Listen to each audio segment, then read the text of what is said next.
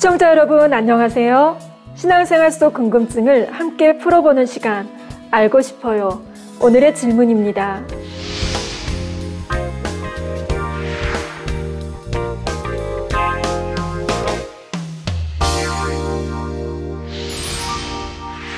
복음을 듣지 못했다고 무조건 천국에 가지 못한다면 너무 억울하겠다 생각되시겠지요? 우리 하나님께서는 복음을 듣지 못하고 죽은 영혼들을 위해서도 구원의 길을 마련해 두셨습니다. 복음을 듣고 죽은 영혼이라면 예수 그리스도를 믿었는가, 믿지 않았는가가 심판의 기준이 되겠지요.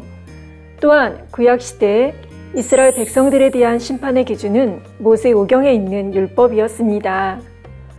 그렇다면 복음을 듣지 못한 영혼들에 대한 심판의 기준은 무엇일까요? 바로 양심입니다. 양심이란 스스로 선, 악을 판단하는 기준이 되는 마음이지요.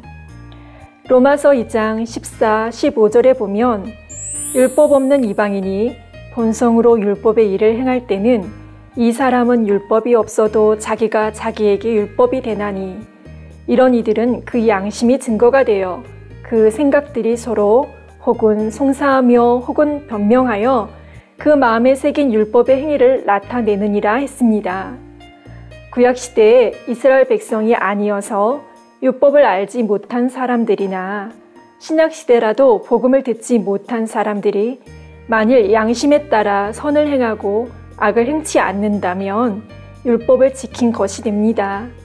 반면 양심에서 악인 줄 알면서도 거리낌 없이 악을 행하고 선인 줄 알면서도 행치 않는다면 이는 율법을 어긴 것과 같지요.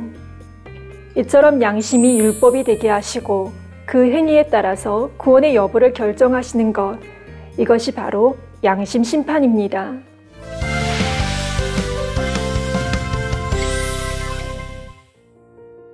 이러한 양심 심판으로 구원받은 영혼들은 곧바로 천국에 들어가지는 못합니다.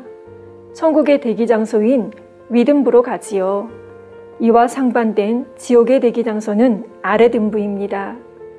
음부는 분명히 존재하는 영의 세계로 성경 곳곳에도 나옵니다.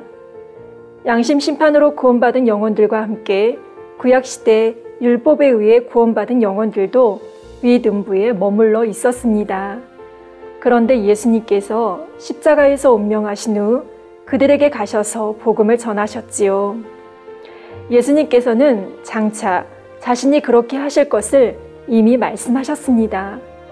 바로 요한복음 5장 28, 29절에 무덤 속에 있는 자가 다 그의 음성을 들을 때가 오나니 선한 일을 행한 자는 생명의 부활로, 악한 일을 행한 자는 심판의 부활로 나오리라 하신 것입니다. 여기서 무덤 속에 있는 자란 예수님이 복음을 전하시기 전에 죽은 사람들입니다. 그들도 그의 음성, 곧 예수님의 음성을 들을 때가 온다고 하셨지요. 이렇게 위등부에서 예수님께 복음을 들은 영혼들은 결국 예수 그리스도의 이름으로 구원받아 천국으로 옮겨지게 되었습니다. 베드로전서 3장 19절에도 저가 곧 우리 예수님께서 또한 영으로 옥에 있는 영들에게 전파하시니라 말씀했습니다.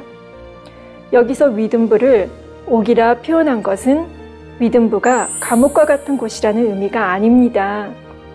위등부가 천국과 비교할 때 약간의 공간적인 제약이 따르는 곳임을 나타내기 위해 옥에 비유했지요.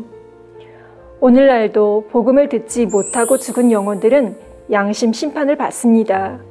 구원받을 만한 양심을 가진 영혼은 위등부로 가서 예수가 그리스도이심을 듣고 알게 됩니다. 결국 예수 그리스도를 믿음으로 천국에 이르게 되지요. 하나님께서는 양심 심판으로 구원받은 영혼들에게도 그의 양심의 선한 정도, 의로운 정도에 따라 천국의 영광도 구분해 주십니다. 사랑과 공의로 정확하게 심판하셔서 어느 누구도 불이익을 당치 않도록 해주시지요.